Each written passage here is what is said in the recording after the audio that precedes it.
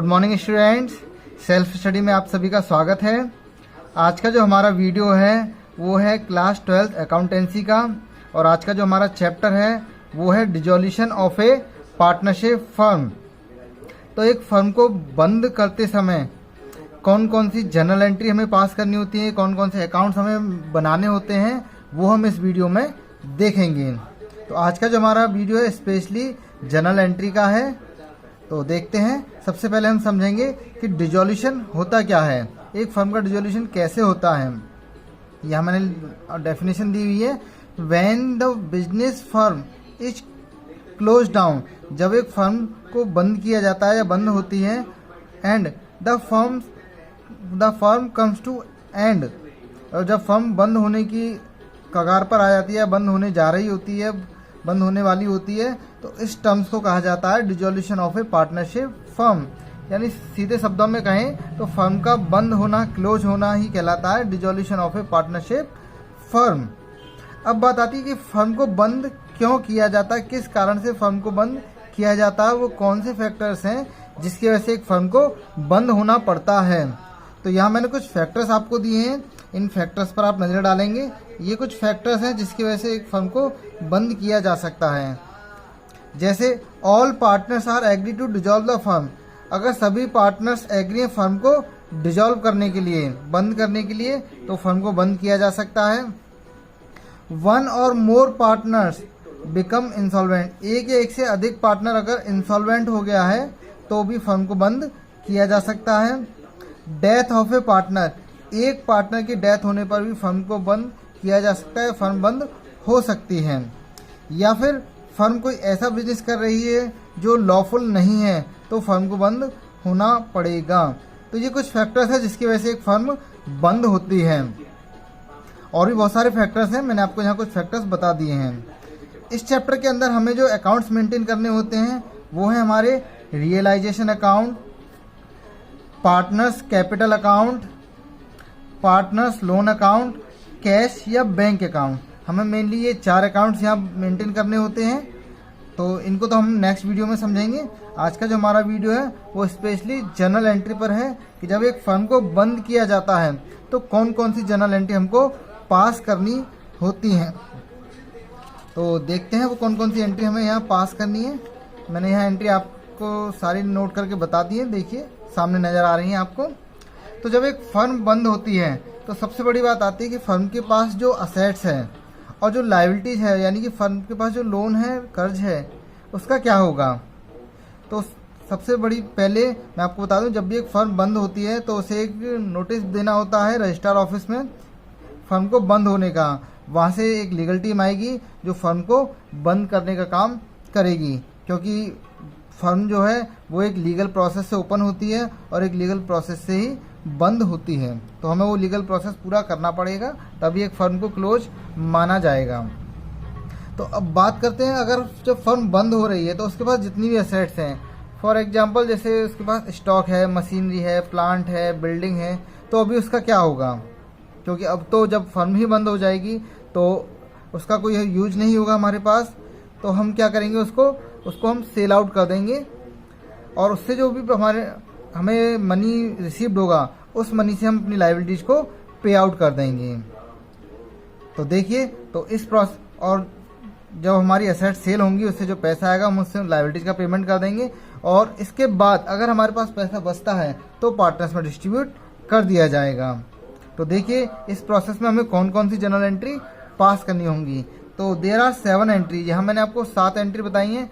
इस 7 एंट्री में ही, 7 एंट्री में ही सारी एंट्री आ जाएंगी आपकी, इससे हटकर हमें कोई भी एंट्री नहीं करनी है। तो सबसे पहले जो आपको एंट्री नजर आ रही है वो है फॉर क्लोजिंग द असेट्स, इसे हम कह सकते हैं ट्रांसफर ऑफ असेट्स। क्लोजिंग का मीनिंग है कि अब फर्म जब बंद हो रही है तो सारी असेट्स को भी हमें क्लोज करना होगा, क्लोज करना या उनको ट्रांसफर करना। ट्रांसफर किया जाएगा जो हमारा पहला अकाउंट है रियलाइजेशन अकाउंट। इस अकाउंट में हम पूरा सेटलमेंट करेंगे कि असेट्स को कैसे बेचा गया है, लायबिलिटीज को कैसे पे किया गया है। अगर कोई पार्टनर असेट्स को ले लेता है तो वो सब जो रिकॉर्ड होगा वो इस अकाउंट के अंदर होगा, जिसका नाम है रियलाइजेशन अकाउंट। तो एंट्री किस तरीके से बनाई है आप याद भी कर सकते हैं इसे। मैं आपको इसको बनाने का तरीका बता रहा हूँ कि यहाँ देखेंगे तो यहाँ लिखा हुआ सबसे पहले सन्ड्री असेट्स।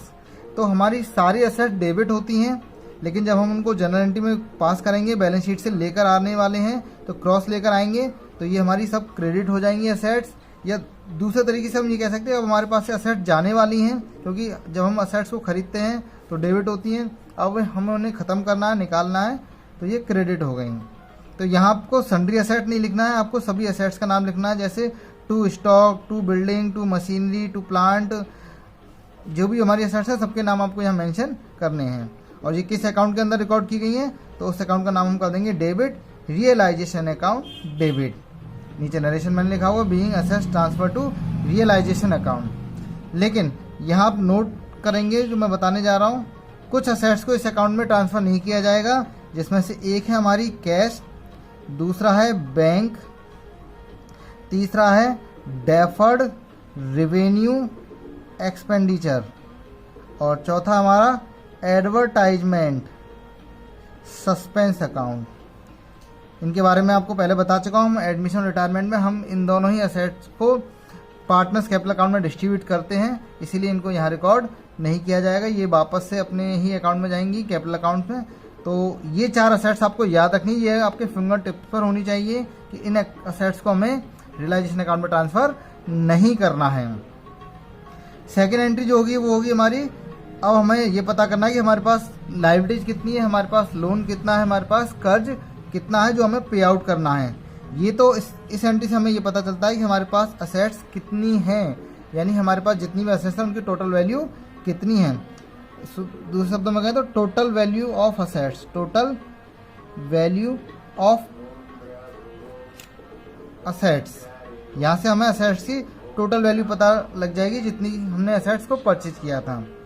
और सेकेंड एंट्री से हमें पता चलता है टोटल लायबिलिटीज कि हमें कितना लायबिलिटीज का पेमेंट करना है। तो अभी लायबिलिटीज हमारी बैलेंस शीट में लायबिलिटीज साइड में लिखते हैं हम लायबिलिटीज को, और जनरली लायबिलिटी जो हमारी हैं क्रेडिट होती हैं, लेकिन अब उन्हें क्लोज किया जा रहा है तो हम सारी लायबिलिटीज को यहाँ डेबिट कर देंगे। सेम यहाँ भी आपको ध्यान रखना है, सन्ड्री लायबिलिटीज का यूज नहीं करना है, आपको सभी लायबिलिटीज के नेम लिखने हैं, जैसे creditor account debit, bills payable account debit, employ provident fund account debit, और जिस अकाउंट में इनको लाया गया वो अकाउंट है टू रियलाइजेशन अकाउंट। नीचे नरेशन लिखा हुआ है, किसी भी एंट्री को ट्रांसफ़र करते समय हमें इस एंट्री को बनाना होगा। यहाँ भी आप नोट करेंगे कुछ ऐसी लायबिलिटीज हैं जो कि रियलाइजेशन अकाउंट में नहीं आती हैं। उसमें है हमारा सबसे पहला पार्टनर्स कैपिटल अकाउंट। किसी भी पार्टनर्स का अगर कैपिटल अकाउंट है तो वो नहीं आएगा।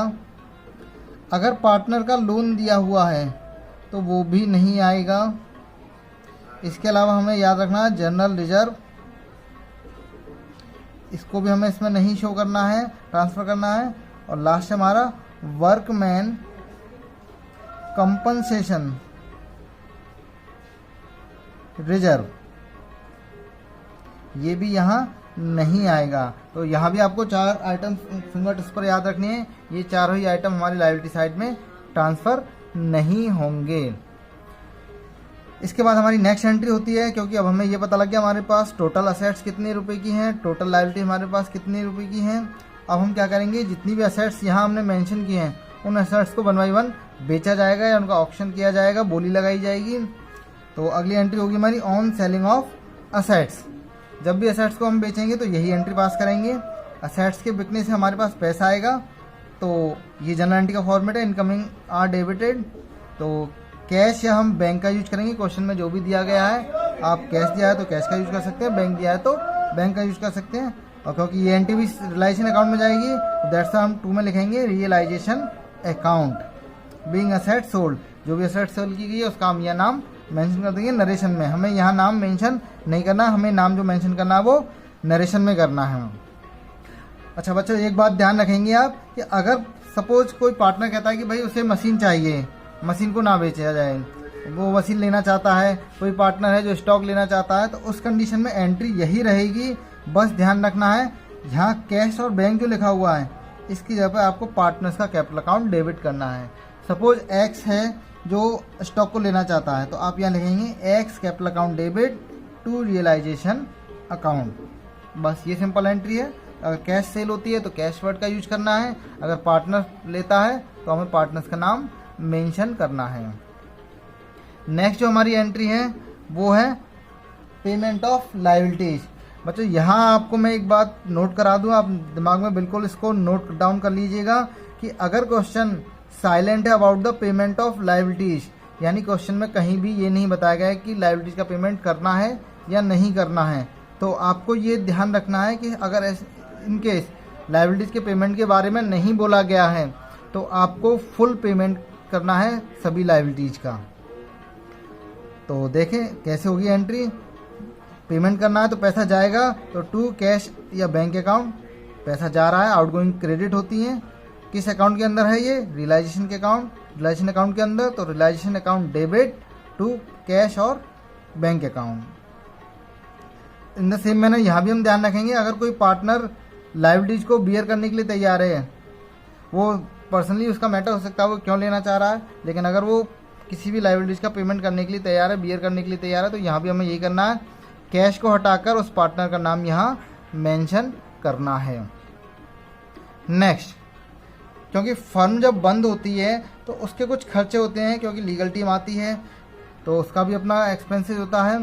तो यहाँ ये जो एक नया एक्सपेंस निकल कर आता है वो होता है पेमेंट ऑफ रियलाइजेशन या डिजोल्यूशन एक्सपेंसेज या वाइंड अप एक्सपेंसेज। फर्म को बंद करने के कुछ एक्स्ट्रा खर्चे होते हैं, तो यहाँ एंट्री सेम रहेगी ऊपर वाली की तरह, इसे भी सेम लायबिलिटी की तरह ट्रीट किया जाएगा।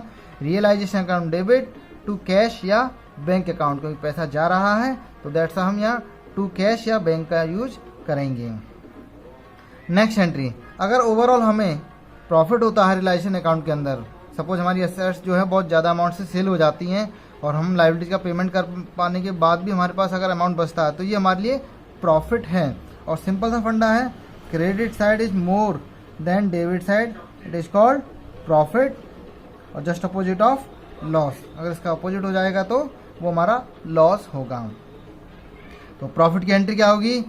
सेम जैसे हम रिवैल्यूएशन में करते थे, revaluation account debit to existing partners capital account, तो यहाँ हम करेंगे realisation account debit to existing partners capital account. Profit को पार्टनर्स के ओल्ड रेशो में ही डिस्ट्रीब्यूट किया जाएगा, नया रेशो कोई भी नहीं होगा, अदर रेशो कोई नहीं होगा, केवल ओल्ड रेशो में ही इसको डिस्ट्रीब्यूट किया जाएगा। इसके अलावा जो हमारी लास्ट एंट्री है इसका हम ध्यान रखेंगे कि अगर बैलेंस शीट में लायबिलिटीज साइड में किसी पार्टनर का लोन अगर दिया हुआ है तो आपको ध्यान रखना है कि पार्टनर्स के लोन का, मैंने पहले ही आपसे बोला था कि पार्टनर्स के लोन को रियलाइजेशन अकाउंट में ट्रांसफ़र नहीं किया जाएगा। तो इसका पेमेंट सबसे लास्ट में करेंगे जब हमारा सब कुछ एडजस्टमेंट हो जाएगा। फाइनली अगर हमारे पास पैसा बचता है तो हम पार्टनर्स के लोन का पेमेंट कर देंगे। तो इसकी जो एंट्री होगी वो होगी partners loan account debit to cash या बैंक अकाउंट, क्योंकि पैसा जा रहा है। हमें बस इतना ही ध्यान रखना है, अगर हमारे पास से पैसा जा रहा है तो टू में लिखना है, अगर पैसा आ रहा है तो हमें डेबिट करना है। सेकंड साइड वो रीजन लिखा जाएगा या वो अकाउंट का नाम लिखा जाएगा जिसमें इसको रिकॉर्ड किया जा रहा है। तो दीज आर 7 एंट्रीज। अच्छा बच्चों, एक बात और मैं आपको बता दूं, जिस अक्सर बच्चे जो गलती करते हैं, यहाँ जो पार्टनर का लोन है, अक्सर क्वेश्चन में क्या होता है, जैसे XYZ 3 पार्टनर हैं तो कहीं कहीं लिखा होता है मिसेज X, मिसेज Y, तो हम लोग कंफ्यूज हो जाते हैं और उसको X और Y की तरह ही ट्रीट कर देते हैं। लेकिन यहाँ ध्यान रखना है पार्टनर X और Y है, ना कि उनकी मिसेज। तो मिसेज के लोन को सिंपल लोन की तरह ट्रीट किया जाएगा। अगर X का लोन होता है तो वो पार्टनर का लोन है, अदरवाइज वो वाइफ का हो या ब्रदर का हो या फ्रेंड का हो, वो सिंपल लोन की तरह उसको ट्रीट किया जाएगा। चलिए तो अब एक एग्जाम्पल के थ्रू समझते हैं इन एंट्रियों को कैसे रिकॉर्ड किया जाएगा। बच्चों, क्वेश्चन आपको आपकी स्क्रीन पर नजर आ रहा है, आप इसे नोट डाउन कर सकते हैं।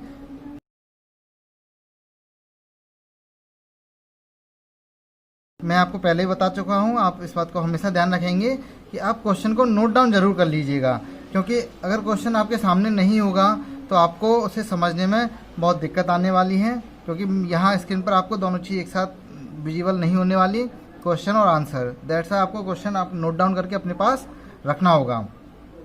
तो चलिए अब देखते हैं। तो क्वेश्चन को मैं आपको एक्सप्लेन कर देता हूँ। Pass the journal entries for the following transaction on the dissolution of the firm of T and P. यहाँ दो पार्टनर हैं, टी और पी। टी और पी दो पार्टनर हैं जो फर्म को बंद करना चाह रहे हैं। इनकी जो असेट्स हैं कैश को छोड़कर और जो लायबिलिटीज हैं वो कुछ इस तरीके से ट्रांसफ़र की गई हैं रियलाइजेशन अकाउंट में। देखते हैं। सबसे पहले हमारी जो फर्स्ट ट्रांजेक्शन है वो है bank loan 34,000 was paid. Bank loan का पेमेंट किया गया है। तो मैंने आपको अभी बताया था बैंक लोन एक लायबिलिटीज है। अगर बैंक लोन का पेमेंट किया गया है तो एंट्री क्या होगी, हमारे पास से पैसा जाएगा तो आउटगोइंग क्रेडिट होती है। तो देखिए कैसे हम एंट्री बनाएंगे। फर्स्ट एंट्री मैं आपको बताता हूँ। हमारे पास से पैसा गया टू बैंक अकाउंट, तो डेबिट में क्या आएगा, जिस अकाउंट के अंदर इसको रिकॉर्ड किया जाना है। तो सारी एसेट्स और लायबिलिटीज को हमें रियलाइजेशन अकाउंट में दिखाना है, तो हम यहाँ मेंशन करेंगे रियलाइजेशन अकाउंट। तो एंट्री होगी realisation account debit to bank account. नीचे आप नरेशन लिख देंगे बीइंग बैंक लोन पेड। मैंने नरेशन नहीं लिख रहा हूँ, आप नोट डाउन कर लेंगे। 34,000। तो है ना दोस्तों, बिल्कुल सिंपल एंट्री, कुछ भी नहीं करना। हमारे पास से पैसा जा रहा है तो दैट्स हम टू बैंक लिखेंगे, और क्योंकि ये रियलाइजेशन अकाउंट में आता है दैट्स हम यहाँ रियलाइजेशन अकाउंट मेंशन करेंगे। नेक्स्ट हमारी जो एंट्री है वो है furniture work ₹70,000 was taken over by partner T. Furniture जो है वो 70,000 रुपये का है। ये वर्क लिखा गया है, एक्चुअली ये वर्थ है, वर्क नहीं है, इसे आप सही कर लीजिएगा। फर्नीचर की जो वैल्यू है वो 70,000 रुपये है, और इस फर्नीचर को टी ने ले लिया है ₹43,000 में। हमारा जो असेट्स है फर्नीचर है उसकी वैल्यू है 70,000, लेकिन टी इसको ले रहा है ओनली 43,000 में। तो मैंने आपको बताया था जब असेट सेल होती है तो पैसा आता है, तो एंट्री होगी cash account debit to realisation account. लेकिन मैंने आपको एक चीज़ और बताई थी, अगर पार्टनर किसी असेट्स को लेता है तो हमें कैश को हटा के वहाँ पर पार्टनर का नाम लिखना है। तो पहले हमें एंट्री को इमेजिन करना है cash account debit to realisation. तो कैश के ऊपर हम लिखेंगे टीज कैपिटल अकाउंट। पार्टनर्स के नाम के आगे आप कैपिटल जरूर लिखें। T's capital account debit to realisation.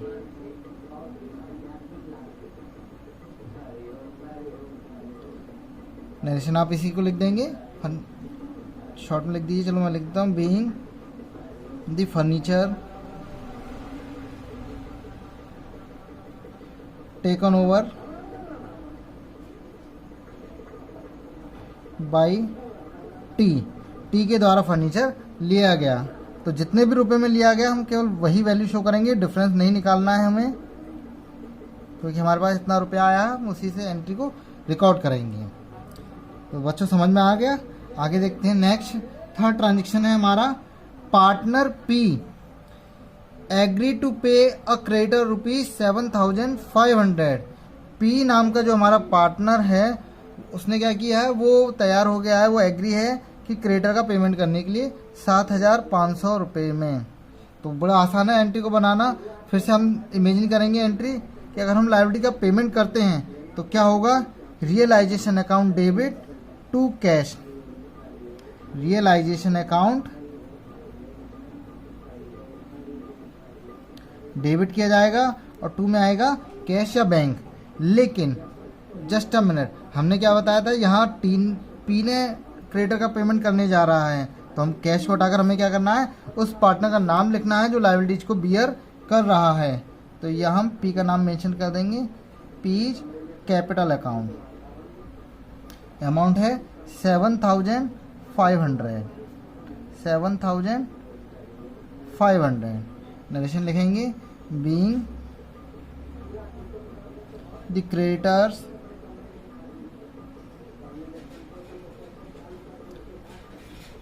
Paid by P. Creditors का पेमेंट पी के द्वारा किया जाएगा। नेक्स्ट हम देखते हैं फोर्थ ट्रांजेक्शन। इसमें क्या कह रहा है, फोर्थ ट्रांजेक्शन में बोला जा रहा है a computer previously written off fully realise ₹3,900। एक कंप्यूटर था जिसे लास्ट ईयर हमने राइट ऑफ कर दिया था अभी हमने उसको सेल किया तो हमें वो सेल हो गया है 3900 में, यानी लास्ट ईयर हमने उसकी वैल्यू 0 कर दी थी, उसको ख़त्म कर दिया था, लेकिन अभी हमने उसको सेल कर दिया और हम सेल होने के बाद हमें 3900 रुपये मिल गए हैं। तो हमारे पास कैश आया है, तो कैश के लिए हम यहाँ अभी तक बैंक का यूज कर रहे हैं तो हम बैंक का ही यूज करेंगे। बैंक अकाउंट डेबिट, हमारे पास कैश आया है, किस लिए? क्योंकि हमने कंप्यूटर को बेचा है, लेकिन हम यहाँ कंप्यूटर नहीं लिखेंगे। असेट्स का नाम केवल ट्रांसफ़र करते समय ही आता है, सेल करते समय नहीं आएगा। जिस अकाउंट में जाता है उसका नाम लिखेंगे रियलाइजेशन अकाउंट। आपको जो मैंने एंट्री बताई उसमें आप देख सकते हैं, असेट्स सेल होने पर जो एंट्री होगी, bank account debit to realisation being the computer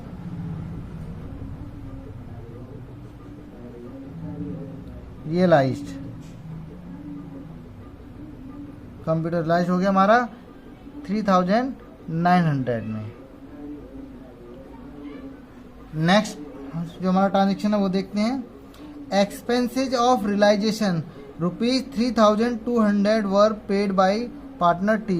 realisation के जो एक्सपेंसेज हैं, रियलाइजेशन एक्सपेंसेज मैंने आपको बताया था, इसको टी के द्वारा लिया गया है 3200 रुपये में। अगर टी इस एक्सपेंसेस को नहीं बियर करता तो हम फर्म को इसको कैश पे करना होता। तो एंट्री क्या होती है हमारी? पहले हम एंट्री इमेजिन करेंगे, realisation account debit to cash, यही होती है एंट्री, क्योंकि हमारे पास से पैसा जा रहा है और रियलाइजेशन अकाउंट डेबिट होगा। लेकिन यहाँ क्या करना है, क्योंकि यहाँ पर टी ले रहा है रेस्पॉन्सिबिलिटी रियलाइजेशन एक्सपेंसेस को पे करने की, तो यहाँ हम टी का नाम मेंशन कर देंगे।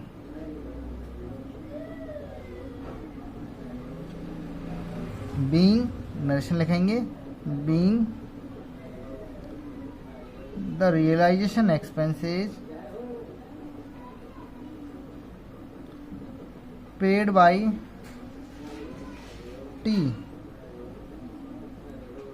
टी के द्वारा पे किए जाएंगे। अमाउंट है हमारा 3200।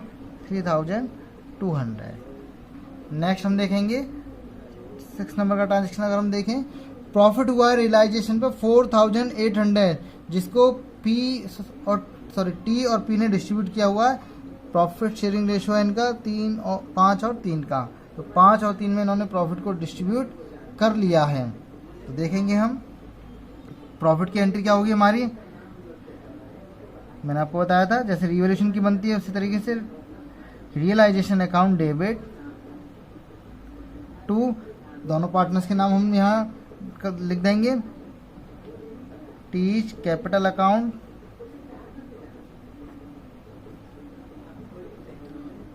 Peach capital account. तो हमें कितना प्रॉफिट हुआ? 4800। तो यहाँ हम 4800 को डिवाइड कर देंगे पार्टनर्स में, उनके 5 और 3 के रेशो में। तो 5 और 3 हो गया 8।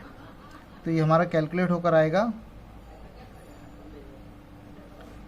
तो 3000 रुपये,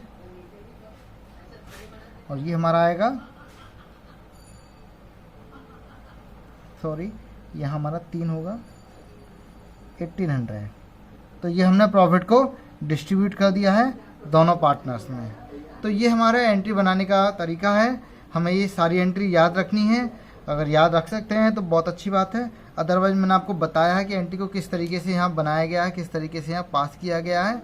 सिर्फ हमें 2 एंट्री याद रखनी है असेट्स को ट्रांसफ़र करने की। हालांकि वो भी मैंने आपको तरीका बता दिया। असेट्स हमारी डेबिट होती हैं तो एंट्री करते समय उन्हें हम क्रेडिट कर देंगे, लायबिलिटी हमारी क्रेडिट होती हैं, एंट्री बनाते समय उन्हें हम डेबिट कर देंगे। बाकी हमें ये ध्यान रखना है कि हमारे पास से पैसा जा रहा है, इनकमिंग है या आउटगोइंग है। अगर जा रहा है तो 2 में हमें कैश या बैंक का यूज करना है, और सेकंड हैंड पर हमें रियलाइजेशन अकाउंट का यूज करना है। अगर कैश आ रहा है तो कैश डेबिट होगा, और सेकंड हैंड पर हम रियलाइजेशन अकाउंट का यूज करेंगे। अगर पार्टनर्स लेता है तो कैश को काट कर हमें पार्टनर्स का नाम मेंशन करना है और प्रॉफिट की एंट्री। तो ये है आपकी जर्नल एंट्री जो हमें इस चैप्टर के अंदर पास करनी होती हैं। तो मुझे पूरी उम्मीद है कि आपको आज के इस वीडियो के बाद जर्नल एंट्री क्लियर हो जाएंगी। नेक्स्ट वीडियो में हम जल्दी मिलते हैं, आपके सामने आएंगे। उसमें हम सीखेंगे कि कौन कौन से अकाउंट्स वहाँ बनाए जाते हैं। मैंने आपको अकाउंट्स के बारे में स्टार्टिंग में बता दिया था, वो 4 अकाउंट्स कैसे बनाए जाते हैं ये हम अपने अगले वीडियो में देखेंगे। Thank you all the students, bye bye everyone.